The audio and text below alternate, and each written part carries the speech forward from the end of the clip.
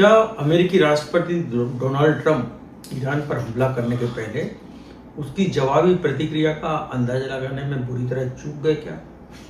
या इजराइल जो कि बहुत अपने वजूद की लड़ाई लड़ रहा है, उसने जो भी योजना बनाई है तो उसकी जो रणनीतिक जो थी वो क्या कोई सीमित दायरे में सिमटी रही?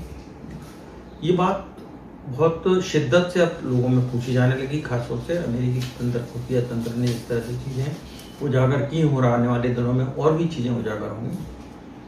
लेकिन मित्रों, मैं इस अंक में समझाने की कोशिश करूंगा कि ईरान ने आखिर इस पलटवार की तैयारी कैसे की और किस तरह से उसने क्या प्लान किया था। दोस्तों, मैं हूं राजेश रोटिया, दोपहर मेट्रो डिजिटल टीवी के लिए आपके सामने ईरान के खिलाफ चल रहे इजराइल और अमेरिका के वार एनालिसिस के साथ।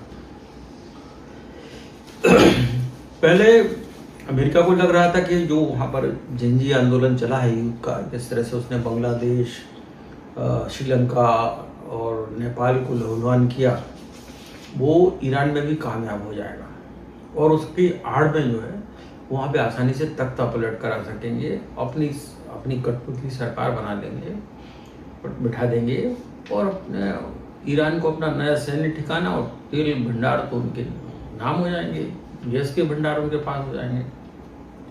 ये शायद सोच ट्रंप की रही होगी। नेतन्याहू का सिर्फ एक ही जो लक्ष्य था वो था कि उसके खिलाफ लड़ रहे ईरान और उसके प्रॉक्सी संगठन, जिसमें कि शिया मिलिशिया और हिजबुल्लाह ज़्यादा प्रभावी तौर पर, जिनको ईरान ने काफ़ी तैयार करके रखा है। एक दक्षिण लेबनान में होता है, ईरान के बाहरी सर्किट में है, और तीसरे यमन में बैठे हुती संगठन। तो इन सब चीज़ों का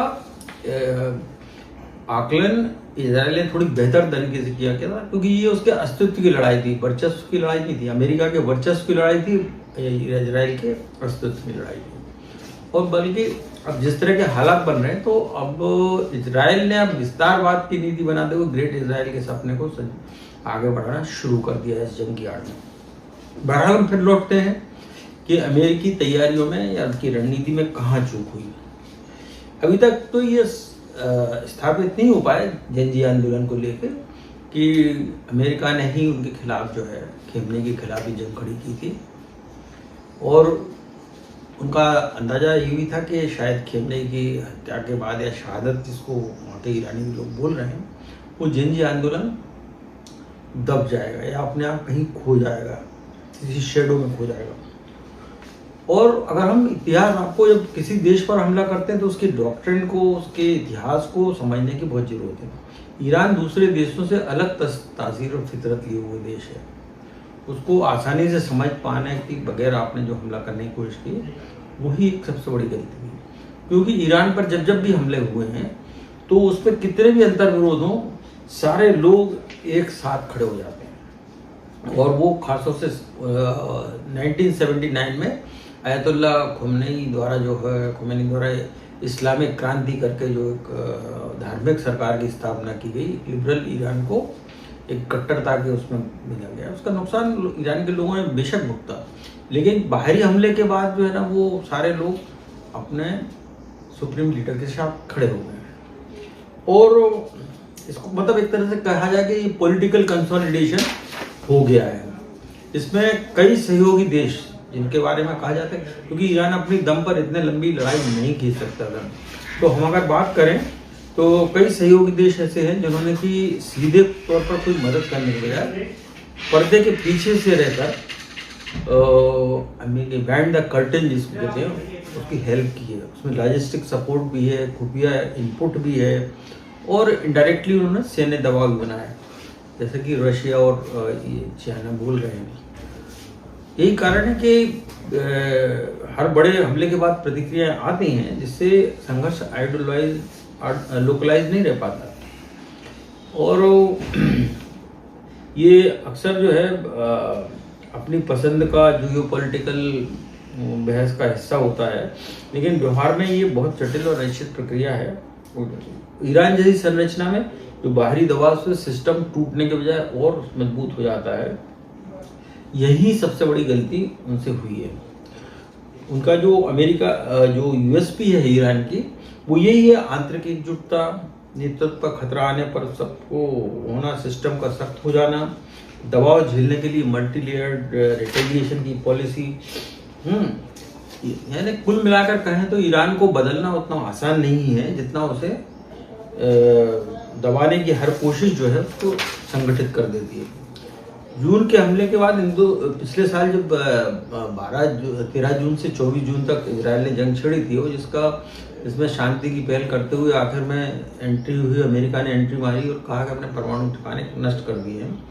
उसके बाद ही खेमनेई को जो है स्पष्ट इनपुट अपने पड़ोसी और मित्र देशों से मिलने लगे थे कि ये जो जंग जो 13 दिन की हुई है, ये आप समझिए ये आगाज है, ये जो है ये आगे फिर होगी, वो 6 महीने बाद होगी। लेकिन खेमनेई जो है वो बुनियादी रूप से बिल्कुल उन्होंने तैयारी शुरू कर दी। उन्होंने उनके IRGC कमांडो जो हैं, यानी इस्लामिक रिवोल्यूशनरी गार्ड कॉर्प्स जो है, उन्होंने जो 2 लाख से ज़्यादा हैं, उन्होंने पूरी रणनीति को एक बहुत ही मजबूत तरीके से कर दिया कि अगर हमला करेगा तो कब किस स्थिति में क्या होगा, अगर सुप्रीम लीडर मारे जाते हैं तो दूसरा कौन बनेगा, तब तक जो है आंतरिक व्यवस्था के लिए कौन सी काउंसिल होगी, पलटवार रिटेलिएशन में कहाँ होगा, खाड़ी के देशों में उन देशों को कब कब कहाँ कैसे निशाना बनाया जाएगा जो अमेरिका के सैन्य में स्थापित करके रखे हैं।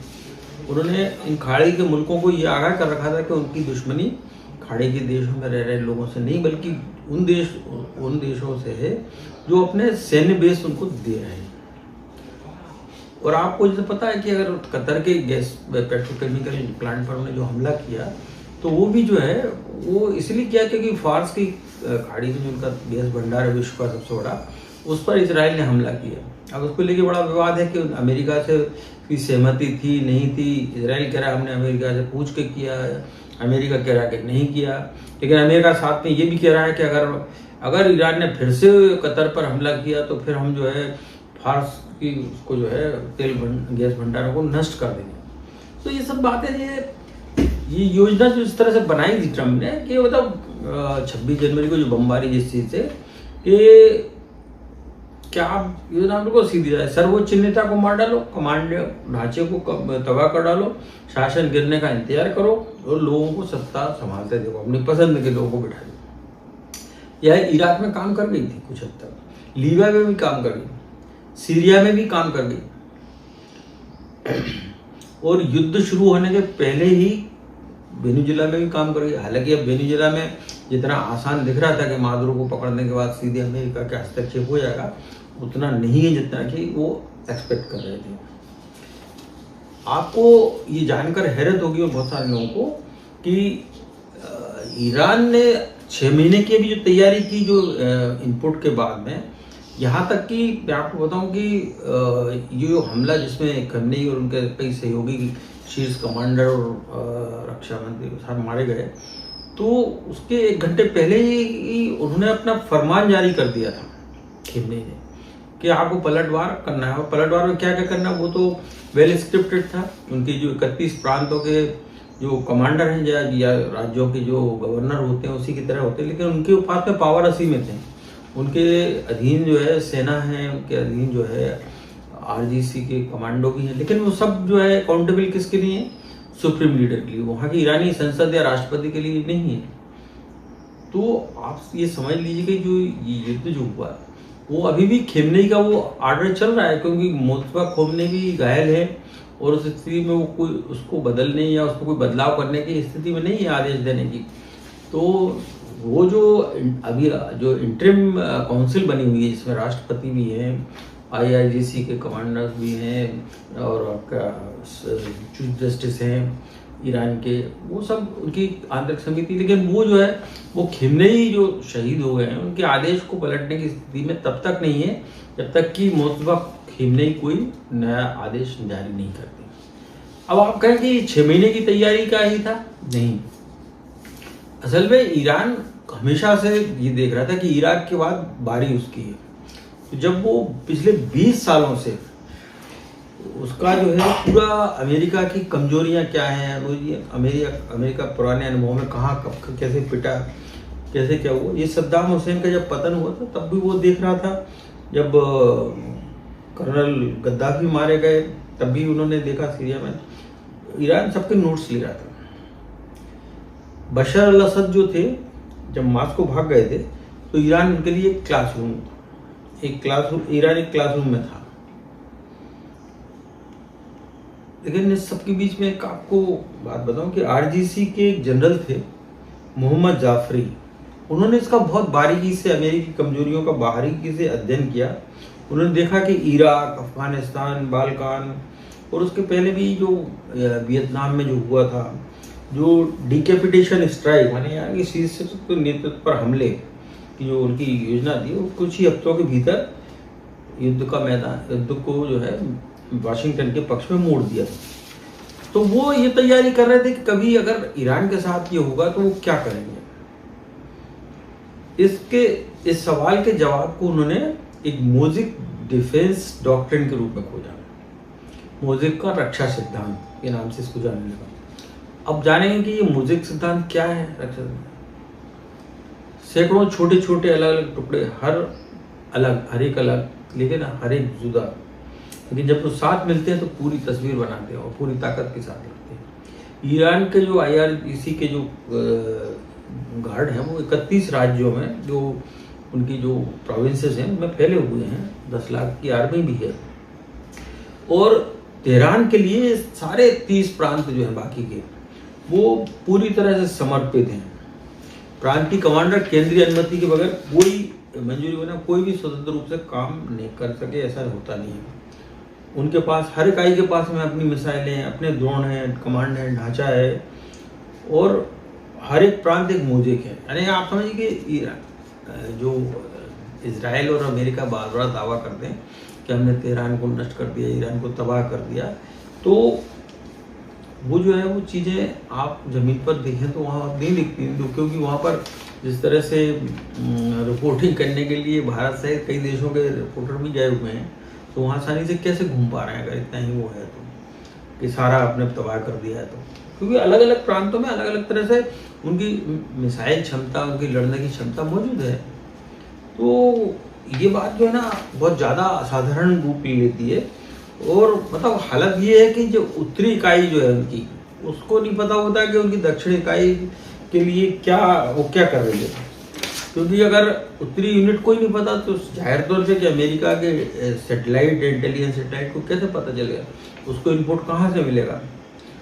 आप उसे निशाना नहीं बना सकते जिससे आप लोकेट नहीं कर सकते, आप उसे तबाह नहीं कर सकते जिसका कोई केंद्र ही ना हो। और इसीलिए जो है अमेरिका की जो डिकैपिटेशन स्ट्रेटजी है, इसको कहें कि नेतृत्व को ख़त्म कर दो तो आपके हाथ में की जाएगी, सिर काट दो, सिर ढूंढो, काट दो, शरीर अपने आप ढह जाएगा। और सुप्रीम लीडर को मार देने से ईरान जो है तबाह हो जाएगा।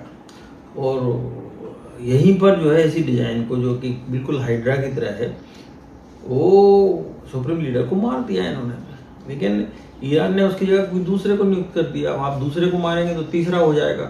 तो कुल मिलाकर इस बात को ईरानी विदेश मंत्री, जो खुद भी अभी इजराइल के टारगेट पर हैं, उन्होंने कहा था कि हमने 1 मार्च को ही उन्होंने कह दिया था कि हमने पूर्व पश्चिम में अमेरिका की सेना का हर अध्ययन करने के बाद में जो है एक विकेंद्रीकृत मोजिक डिफेंस सिस्टम हमने तैयार कर रखा था कि कब कैसे, कब क्या हुआ, क्या युद्ध खत्म हुआ नहीं होगा, कब हुआ, कैसे हुआ, इसको हम कैसे पलटवार करेंगे। ये सारी चीज़ें जो है उनको बताया गया था, उनको पता था।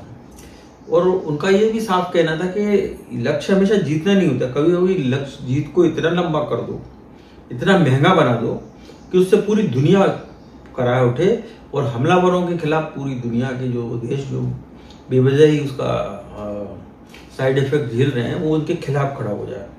और ये डॉक्ट्रिन जो मोजिक डॉक्ट्रिन है ना, उसी के आधार पर ईरान जो है ये हरमुज की खाड़ी से लेके और सारी जो बेहदा सप्लाई चेन को रोक के ये अमेरिका और इजराइल को विलेन बनाने की तैयारी में है।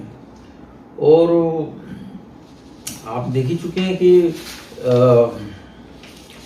ये सोच रहे थे कि ये जो जीत को, अपनी बड़ी जीत की बार बार बात कर रहे हैं कि अभी हम ट्रम्प तो हर दिन बोलते हैं कि हम तो जीत चुके हैं, मजे के लिए युद्ध लड़ रहे हैं, लेकिन नेतन्याहू ने भी कहा कि हम जंग जीत चुके हैं। तो फिर जंग लड़ी क्यों जा रही है? ये बेसिकली अगर देखा जाए तो ये पायरेटिक जंग है। आप इसको विनाशकारी जंग भी कह सकते हैं। यानी आपको अगर जीत तो गए, लेकिन आपको बहुत ज़्यादा इसकी कीमत चुकाना पड़ी है, क्योंकि आप ये सोचने को मजबूर हो जाते हैं काश हमने ये लड़ाई लड़ी नहीं होती। एक ही बात में कहें कि ईरान की पूरी रणनीति थी, ईरान में यूथ डिस्ट्रैक्शन मौजूद था, लेकिन एक्सटर्नल थ्रेट के आगे वो बदल गया। अरे आप लोग बहुत बात करते हैं कि जेनजी कहाँ गया, जेनजी कहाँ नहीं गया, वो इस जंग के वो कहीं गायब नहीं हुआ है। जेनजी का आक्रोश अपनी जगह है, लेकिन जो जिस तरह से बाहरी हमला हुआ है तो वो ओवरशेडो हो गया, क्योंकि उसको लगा कि बाहर का खतरा बहुत ज़्यादा। मित्रों, आपको हमारा ये वीडियो कैसा लगा, इसके बारे में हम और आगे और भी चर्चा करेंगे कि इस युद्ध के इस प्लेटफॉर्म पर कौन कहाँ खड़ा है, कौन कहाँ रुकेगा, कौन कहाँ थमेगा, कौन कहाँ जाएगा। ये आपके अगले अंक में बात करेंगे। फिलहाल इतना ही, लेकिन आप इस पर अपनी राय जरूर दें, और आपको अगर अच्छा लगता है तो इसको सब्सक्राइब करें, शेयर करें, लाइक करें और अपने कमेंट जरूर दें।